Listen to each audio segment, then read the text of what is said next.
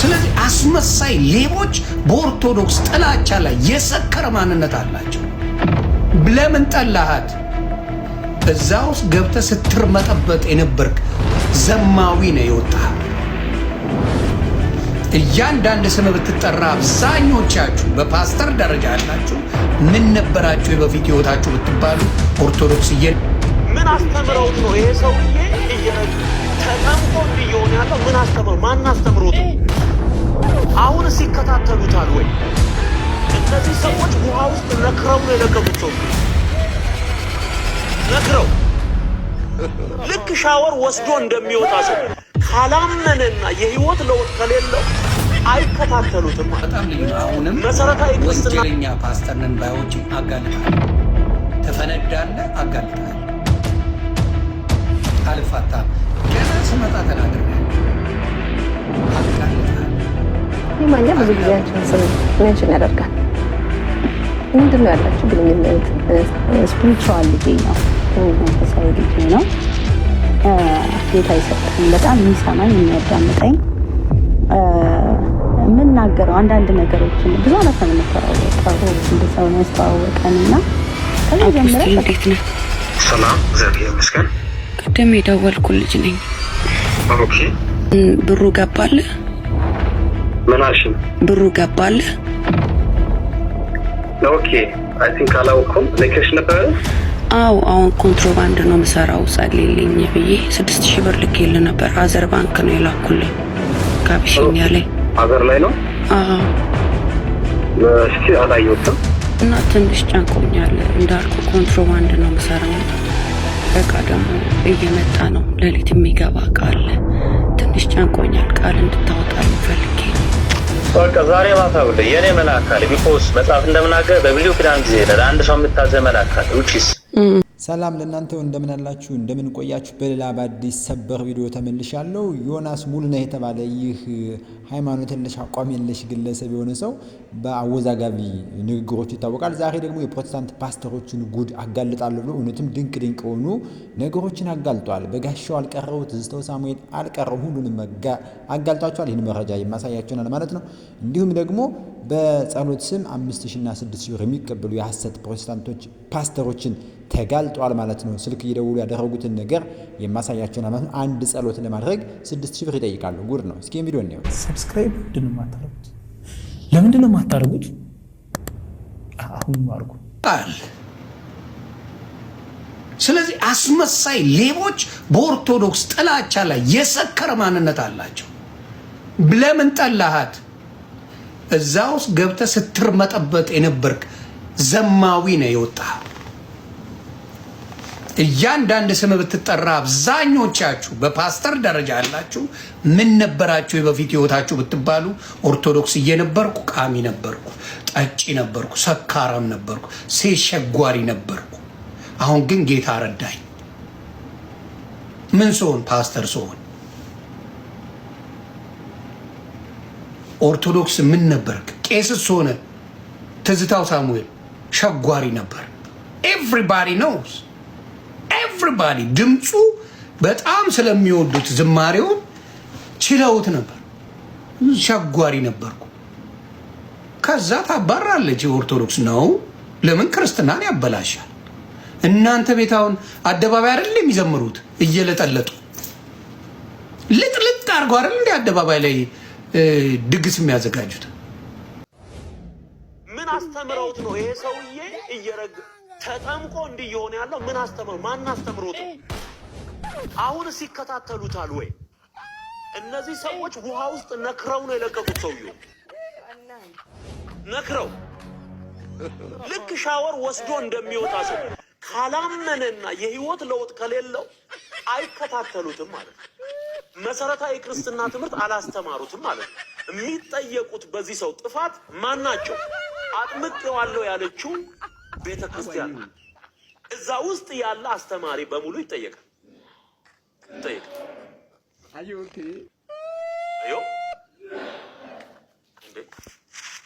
እንጂ ዝም ብሎ እኮ ሰው ተጠምቄያለሁ ብሎ አገር አይበጠብጥም። የስድብ መንፈስ ካለቀቀው የምኑን ተጠመቀ?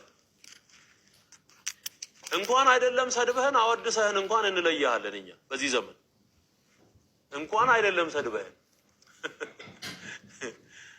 እንኳን አይደለም የስድብ ቃል አውጥተህ በእውነት ሙገሳ እንኳን ብታቀርብ በሐዋርያ ሥራ ምዕራፍ 16 ላይ እንዳለችው ሟርተኛ ሴት እንመነጥረዋለን መንፈስ። ስለዚህ ይህ ሰው የሚያሳየው ያጠመቁትን ያስተማሩትን ሰዎች ማንነት ነው። ደግሞአለሁ የሰውየው ባህሪ የሰውየው ማንነት የሚገልጠው ያስተማሩትንና ያጠመቁትን ሰዎች ማንነት ነው። አለቀ። አቶ ትዝታው ትንሽ ተረጋጋ፣ ሰከን በል። እንግዲህ ካንተ በላይ ተሳዳቢ ከወዴት ይገኛል? ዓለም አቀፍ ተሳዳቢ፣ አንቋሻሽ፣ ኦርቶዶክስ ቤተክርስቲያን የምትሳደብ ፍቅርና ናፍቆት እያቃጠለ ዛሬም ድረስ ኦርቶዶክስን ካልተናገር ኦርቶዶክስን ካላነሳ የማያስችልህ እንጀራ የማትበላ ሰውዬ ስለ መሳደብ ኃጢአት መሆኑ ስትናገር ትንሽ ሸማይዝም ወይ አታፍርም ወይ? እንዴት አይነት አኪያድ ነው የምትሄደው? ካንተ በላይ ተሳዳቢ አለ ወይ? ዮናስ ሙሉነህ እኮ ምናልባት የሚቀናብህ ሰው ነው። እኩል በስድብ ተመሳሳይ የሆናችሁ ሰዎች ናችሁ እንጂ ካንተ የተሻለ ተሳዳቢ አይገኝም። እንዳንተ ያለ የሚሳደብም ሰው የለ። ይሄንን እያወቀው ልብ ባወቀ አፍህ የሚለፈልፈው ሌላ ሆኖ ነው እንጂ ማለት ነው። እና ይሄንን ነገር ብታስተውሎ መልካም ነው። እንግዲህ ዮናስ ሙሉነህ የተጠመቀው በዚህች ሴት ፓስተር ነው ማለት ነው። እንግዲህ እቺ ፓስተር ሴት አጥምቀው ምን እንደደረሰ እናውቃለን። ዮናስ ሙሉነህን ስንናገር የነበረው ማለት ነው። አሁን ግን ፕሮቴስታንት ላይ ተነስቶባቸዋል። እጅግ በጣም አደገኛ የሆኑ መረጃዎች እየወጣ ስለሆነ ነክሰው ይዘውታል ማለት ነው። በቃኝ ብሎ የፕሮቴስታንቱን ጉድ አፈራርሰዋል ብሎ በግልጽ ዮናስ ሙሉነህ ተነስቷል ማለት ነው። ላጠመቀችው አጥማቂ ተብዬ ሴት ፓስተርም አልተመለሰም። በተለይ በጋሻውን ትዝታው ሳሙኤልን የደለ የመጨረሻ ትልልቅ መረጃዎች እያወጣ እያጋለጣቸው ይገኛል ማለት ነው። የሚሰሩትን ጉድ ፓስተሮቹ ምን ያህል የህዝቡን ገንዘብ እንደሚዘርፉ አንድ ጸሎት ላደርግላችሁ የ2 ደቂቃ ጸሎት ለማድረግ ይሄም ይሄን የውሸት ጸሎት ማለት ነው 5000 እና 6000 የሚቀበሉ አደገኛ ማፊያዎች ተሰግስገው በፓስተር ስም እንዳሉ አጋልጧል። በዚህ የተነሳ ፓስተር በሙሉ ተንጫጭቷል ማለት ነው። እንደምትሰሙት እንግዲህ ትዝታው አትሳደብ እያለ ሊናገር ይሞክራል። ካንተ በላይ ተሳዳቢ ከየት ይገኛል ማለት ነው። ዮናስ ሙሉነህ ምንም እውነት የለውም አቋም የሌለው ሰው ነው። ነገር ግን አሁን ስላጋለጣችሁ ነው። እስኪ ነው ሄሎ፣ አቤት። ሰላም፣ እንዴት ነህ? እግዚአብሔር ይክበር። ሁሉ ሰላም፣ ሁሉ ድንቅ ነው። ኢየሱስ ይባረክ። እግዚአብሔር ይመስገን። ስልክ ቲክቶክ ነበር ያገኘውና። ኦኬ፣ ለጸሎት ነው? ለምንድን ነው የደወልከው? ለጸሎት ነው ፈልኩ። በቃ ፈጥነህ ዘር አስገባና በዚህ በጾም ጸሎት ዛሬ 9ኛ ቀን ነው ያለነው። ታምራትን ትቀበላለህ። አሁን ራሱ ቸርች ነው ያለው፣ ድምጽ ያስታውቃል። ዘር አስገባና ሰዎች ገዝተው የሚከታተሉ ቢያንስ 15 አስገብቶ ነው። ስልክ ለእንትን እንድጸልይ ፈልገው 5 አስገብቶ ነው የሚጸልዩት። ማስገባታውን ትችላለህ አይደል? እንድጸልይክ ስንት ብር ነው ማስገባት? 5000 ብር። ትንሽ ነው። 5000 ብር ነው? አዎ። ኦኬ። የት ነው ማለት ቸርች መምጣት አለብኝ ነው በስልክ ነው ጸሎት? ቀጥታ ስልክ ላይ አሁን እኮ ሰዓቴ ላይ እኮ ነው እያወራኸኝ ያለው ጊዜውን ሰጥቼክ ነው። ገብቷል? ጾም ጸሎት ላይ እኮ ነው። ሰውን አክብሬ ነው ስልክ እያነሳ ያለው። ብዙ ሰዎች እኮ ስልክ አነሱም። ማወቅ ያለብኝ የተኛውም እና እዩ ገብተር 10 ዓመት ስልክ አነሱልን። አዎ፣ እሱ ማለት ነው። ባጭ ነው ልክ እኔ ምን ልስማ አሁን ጸሎት ላይ ስላለ መንፈሴን እንድትረብሽ ስለማልፈልግ መንፈሴን ነው የምጠብቀው። ልታስገባ ከሆነ አስገባ። ቸርች ማምጣት ካለ ገስታውስ ያለበትም አግሎት አለ 15 ነው። አይ ገስታውስ አልችልም በስልክ ጸልይ ካልከን ለቸርች አደራሻችን በየትኛው ማቅጣጫ 5 ማስገባት ነው። በኋላ ወም ነገር ማስገባለሁ ግን እንዲጸልይልኝ ብዬ ነበርና በቃ አሁን እንደዚህ ነገር የለም። አሁን ጸሎት ላይ አለ ወንድሜ። አሁን አስገብተህ ከሆነ ደውል፣ ካላስገባክ እንትን አትረብሽኝ። እስከዛ አጸልይልኝም በእናትህ አጎቴ በጣም ማማ በቃ እንትን ብለህ አስገብተህ ደውል። ወሬ ምናምን እኔ ጋር አይሰራም። ነብይ ነኝ አባ። አሁንም ወንጀለኛ ፓስተር ነን ባዮችን አጋልጣለሁ። ተፈነዳለህ፣ አጋልጣለሁ። አልፋታም። ገና ስመጣ ተናግሬያለሁ። አጋልጣለሁ። አቤል አቡና መች ነቃችሁ? ከኔ ጋር ሲነጻጸር እኔ ዓለም ነው የሚያይ። እኔ ካጋለጥኩ አቤል አቡና የተወሰነ ሰው ያዋል። እኔ አጋለጥኩ ማለት ይኸውልህ እንደማ በጋሻው ባልታዛር ነው ከስሙ ጋር ይሄዳል። በጋሻው ባልታዛር እንዲለፈልፍ አድርጌዋለሁ። ይሄው ማስረጃው። በጋሻው ባልታዛር ለፈለፈ። አጋልጣለሁ እና ንጹህ ወንጌል እንዲሰበክ እናደርጋለን። በግዬ በጋሻው ባልታዛር እንዴት ነሽ አባ? ነቢያቱ እንዲህ ናቸው። ፓስተሮቹ እንደዚህ ናቸው፣ ቤንቴዎቹ እንደዚህ ናቸው ብለህ ተሳድበህ ትሄዳለህ። መሄድ ከፈለግ ሳትሳደብ ሂድ። ገና ለገና አንቺ ቲክቶክ ላይ ለመደነስ የዛሬ ዓመት ዛሬ ትሳደቢያለሽ እንዴ? እዛ ሄዳ አረቄና ጠጅህን ለመጠጣት ዛሬ በስድብ ነው እንዴ የምትሰናበተን? እንዴ ደክሞኛል ብለህ ዝም ብለህ ወጥተህ መሄድ ነው እኮ በቃ ኦቤስ ታውቋል። ሰው ይደክማል እኮ። አይ ከዛ የወጣሁት ምን ነው የሚያደግመው? እስቲ ልጠይቅህ፣ ከእነ ኤርሚያስ ጋር የኦርቶዶክስን ስሰድብ ደስተኛ ነበር ካ ጠላት ስለሆነች ኦርቶዶክስ ባልታዛር ኦርቶዶክስ ጠላት ስለነበረች ደስተኛ ነበር ካ እንዳንተ አይነት ባልታዛርን ሳጋለጥ ግን እኔ በቃ መሄድ አለብኝ።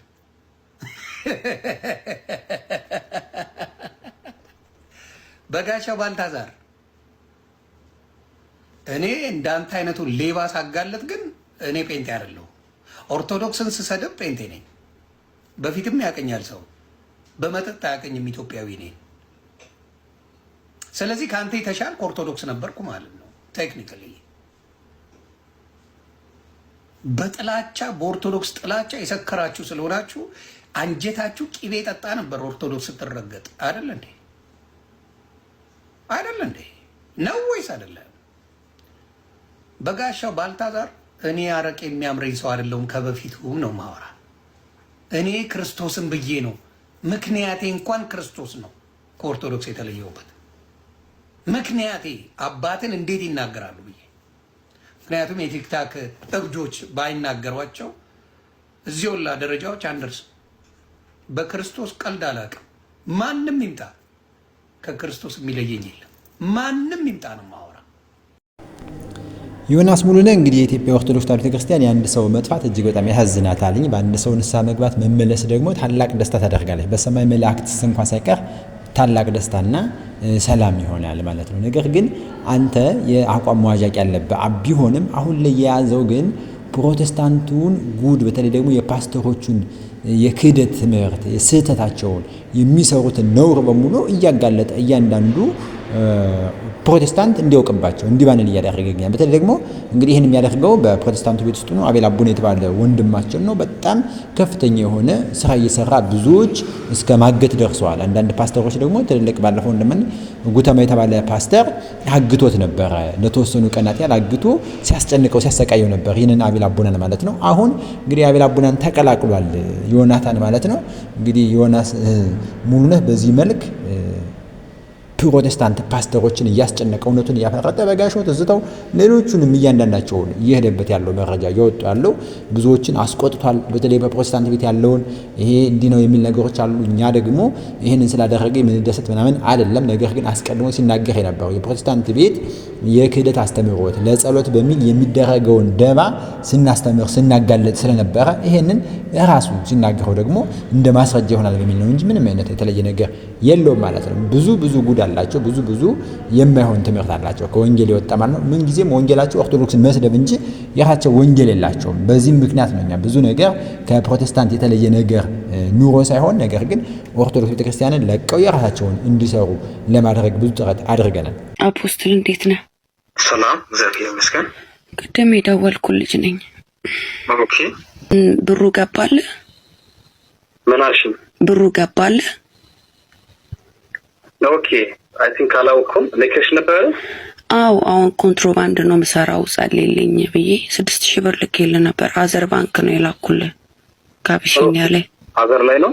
አዎ እስኪ አላየሁትም እና ትንሽ ጨንቆኛል። እንዳልኩ ኮንትሮባንድ ነው የምሰራውና እቃ ደግሞ እየመጣ ነው። ሌሊት የሚገባ እቃ አለ። ትንሽ ጨንቆኛል። ቃል እንድታወጣልኝ ፈልጌ ነው። በቃ ዛሬ ማታ ብለ የኔ መልአክ አለ። ቢኮዝ መጽሐፍ እንደምናገር በብሉይ ኪዳን ጊዜ ለአንድ ሰው የምታዘ መልአክ አለ። ውጪስ አይ ቢሊቭ አምኜ ነው ማወራልሽ። አሜን አሜን። እግዚአብሔር ጴጥሮስን ያስመለጠው መልአክ ታውቂያለሽ መቼስ? እውነት ነው። ሻዳጋ ባያ ይኸውልሽ፣ ታምኚዋለሽ? አምነዋለሁ። እኔ አምነዋለሁ እግዚአብሔርን። ህይወትሽ ላይ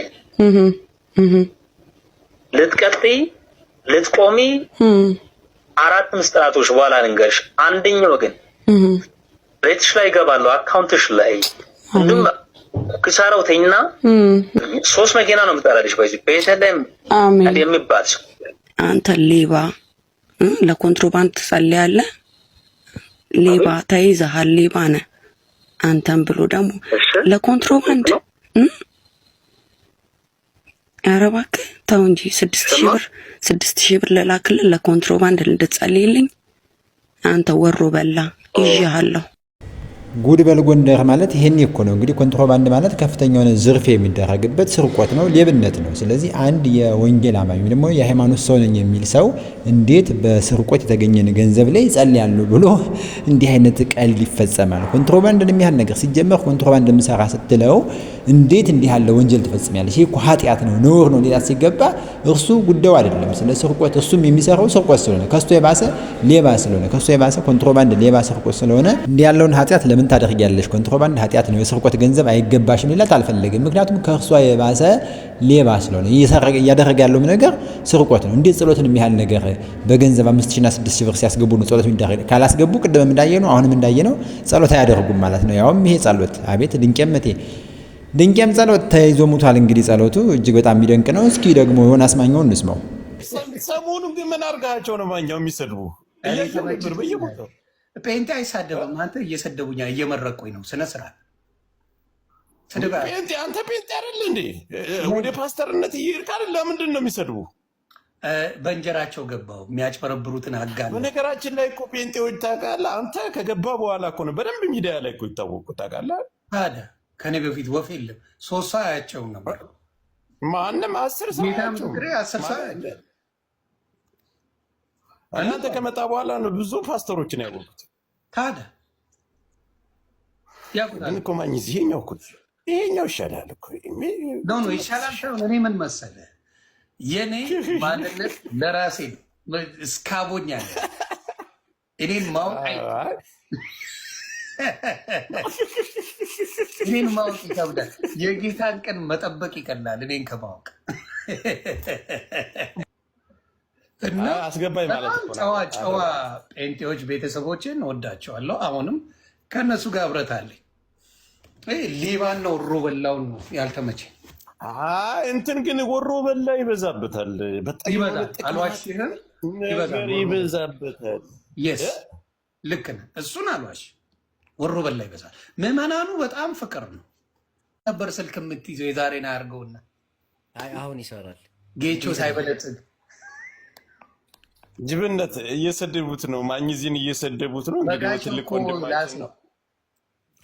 ትልቅ ወንድማችን ነው። ዮናስ ሙሉ ለስለላ ነው የመጣው ምናምን እያሉ ደግሞ ሲያወሩ ነበር።